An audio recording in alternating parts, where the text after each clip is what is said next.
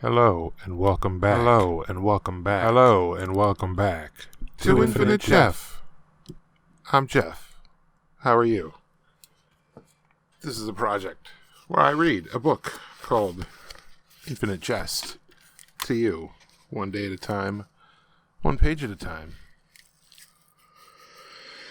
Oh man, tired. Basement flooded tonight.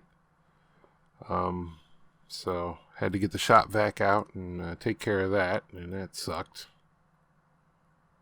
a lot.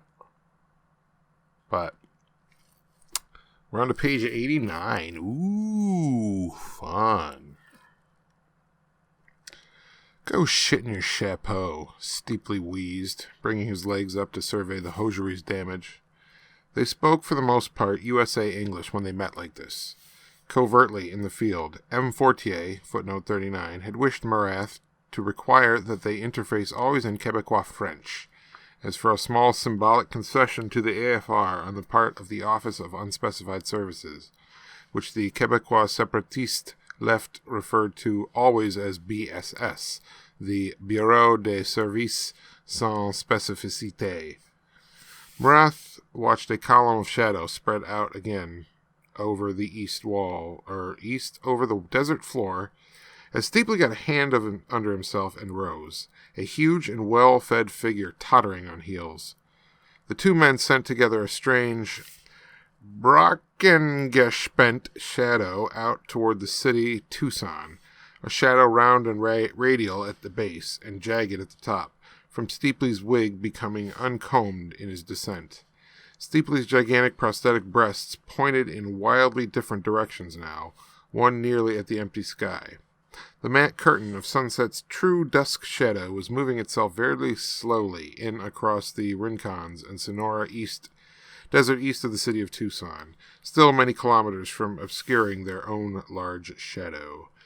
But once Marath had committed not just to pretend to betray his assassins de fauteuil roulant in order to secure advanced medical care for the medical needs of his wife, but to in truth do this, betray, perfidiously, now pretending only to M. Fortier and his AFR superiors that he was merely pretending to feed some betraying information to BSS, footnote 40.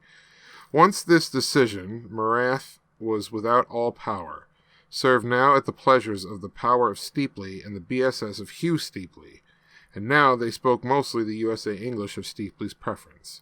In fact, Steeply's Quebecois was better than Marath's English, but c'est la guerre, as one says. I'm assuming that means that's war. Marath sniffed slightly. Thus, so, we now are both here.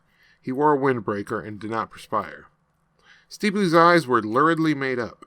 The rear area of his dress was dirty. Some of his makeup had started to run. He was forming a type of salute to shade his eyes, and looking upward behind them at what remained of the explosive and trembling sun. How in God's name did you get up here? Marath slowly shrugged. As usual, he appeared to Steeply as if he were half asleep. He ignored the question and said only, shrugging, "My time is finite." Steeply had also with him a woman's handbag or purse. "And the wife?" he said, gazing upward as yet. How's the wife doing?" "Holding her own weight, thank you," Marath said. His tone of voice betrayed nothing. "And so thus, what is it your offices believe they wish to know?" Steeply tottered on a leg as he removed one shoe and poured from it grit.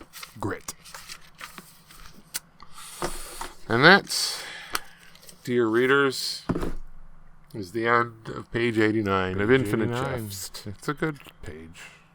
I want to wish you... Yeah. To you. Well, good evening. Night. Me too.